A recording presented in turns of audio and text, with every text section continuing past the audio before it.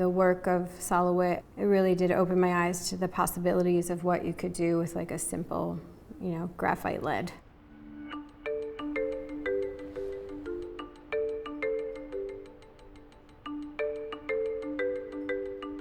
I'm Susan Cross, Senior Curator at Mass MoCA. Wall Drawing 1211 is a really important work. It is related to a series of works called the Drawing series. Wall Drawing 1211 had faded to a considerable degree. It was hard to see it. It was an easy choice to have to completely redo this drawing.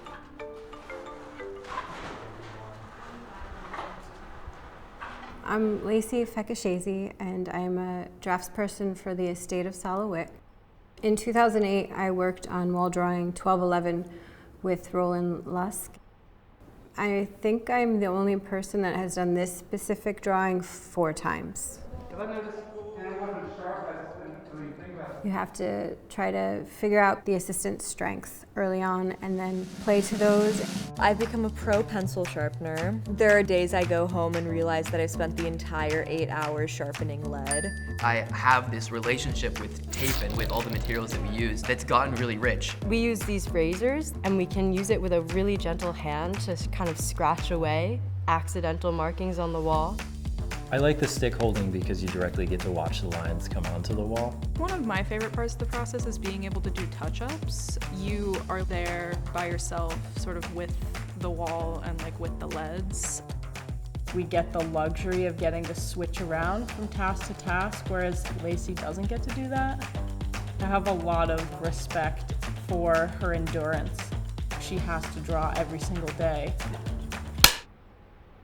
This is one of the longer line drawing installation processes. As the draftsperson, you have to be able to step back and see the whole thing functioning.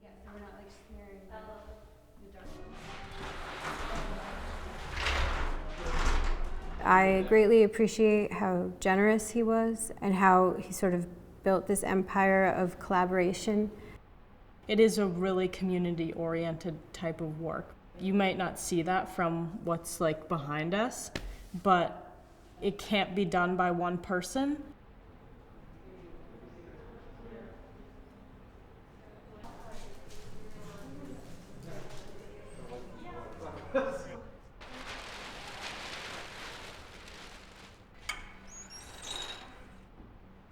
Sol LeWitt's kind of like a composer, where he like wrote this score for us. We're like the symphony coming in and like playing the music.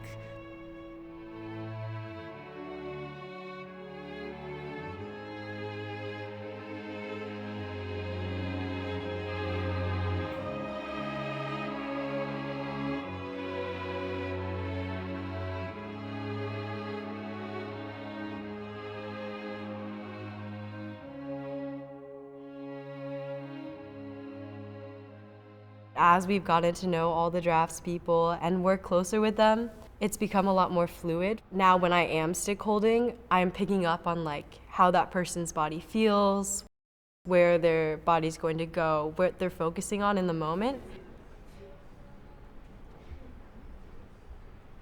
So it's been really interesting to be so kind of in tune with people until it's kind of almost like sort of a dance. And then I have to remember to check for the dots before I go. It's definitely deceptively physical work. Even though we're not like moving around and running around, holding the stick in pretty similar positions for hours at a time, definitely you feel it the next day, and in the moment sometimes you get a little cramped, so we try to stretch it out as often as possible.